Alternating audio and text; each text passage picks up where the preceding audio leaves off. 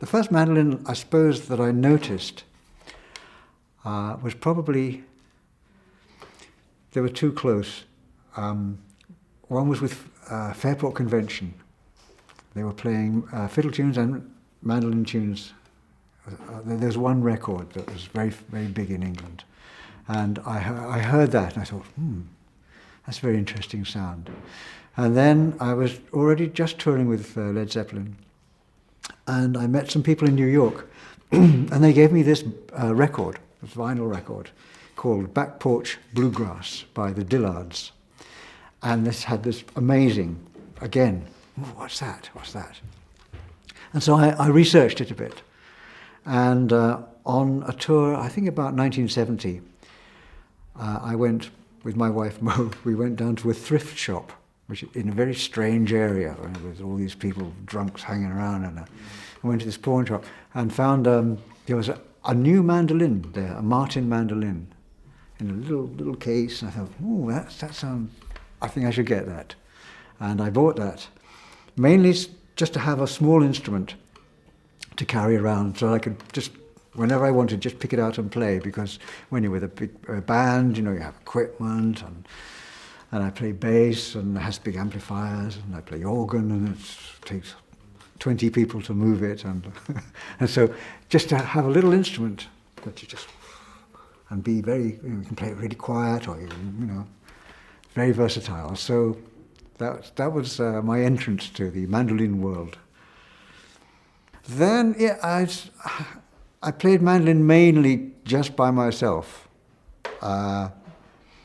through all the Zeppelin years, and then I put it down for a while, and then I again, much later, heard more bluegrass. I think it was probably Union Station, Alison Krauss or something like that. And then I discovered Bill Monroe. And then I started really wanting to play the mandolin and to play that style of mandolin specifically. I'd always had it around and played a little bit.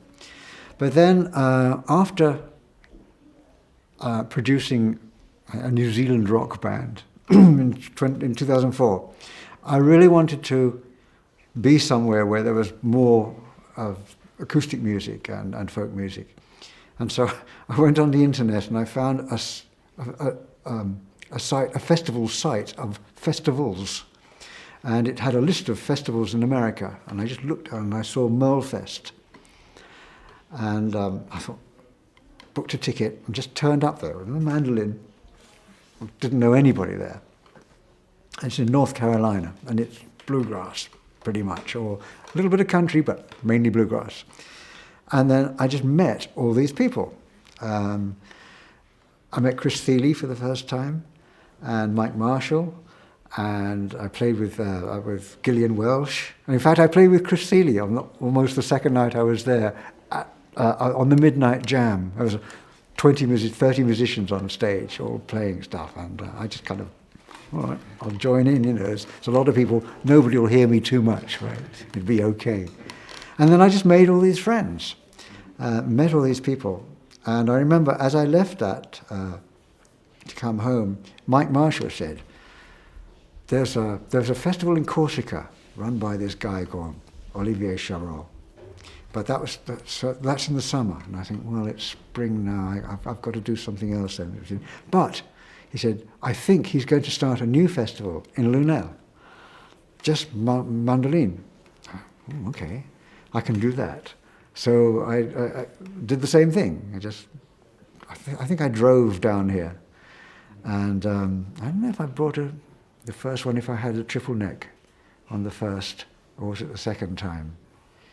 But anyway, again, I met all these people, and I was there when at the sound check, when Mike Marshall met Hamilton, and they met at, literally, Hamilton came off the train or something like that, and they just met, and they got their instruments out, and suddenly the place exploded, and there was only, 15 people just sitting around the chairs in the old hall.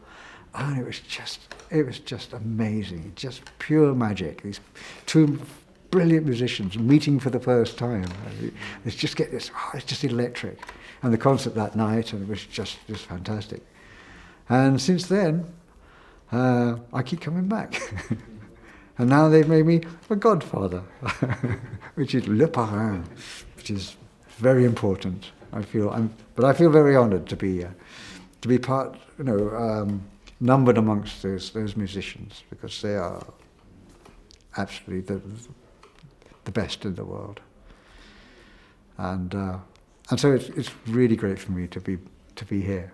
And everybody looks after me. Everybody treats me very nicely. They're very kind, very polite to me. So it's really good to be here and to be part of the little world of mandolins. I knew a little bit about choros because I toured with a band again in 2004. That was quite a life-changing year for me. But Chris Thiele called me up and said, "Would you like to come out on the road with us? I'm starting a band, we're calling it the Mutual Admiration Society." And it was the three members of Nickel Creek, Pete Thomas from The Attractions on drums, I was on bass guitar, and Glenn Phillips from Toe the Wet Sprocket, singer. And we went out on the road together. But in the bus, he said, "Mike Marshall has just given me all these books of choros." And we were playing choros on the bus. And I had an octave mandolin, and so I was doing the guitar parts. And it's great. And then I came here and heard Hamilton, and it's just, wow, it's fantastic. But over the years, because I go to the workshops as well, I haven't been so much this time, but previous times, and I've learnt Indian mandolin, some choros, been to choros, Venezuelan merengue, and Russian dombra. I was at the class she gave, which was quite funny because she didn't know who I was at all. And she said, "Fabio will tell you this." He was there, and he said she wanted a volunteer to show something, a pick technique. And I was sitting in the front, minding my own business. She said, "You, out here." Okay.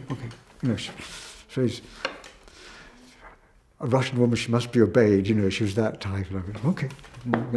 She said, "Hold the pick not like this." "No, okay." And then we did the lesson, and she didn't know. And then, of course, at the concert, she saw me on stage with this triple neck man. She said, "Oh, they're so terribly sorry." And I said, "That's okay."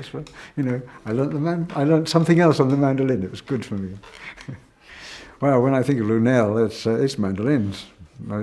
Isn't Lunel French for mandolin? No. Well, it should be.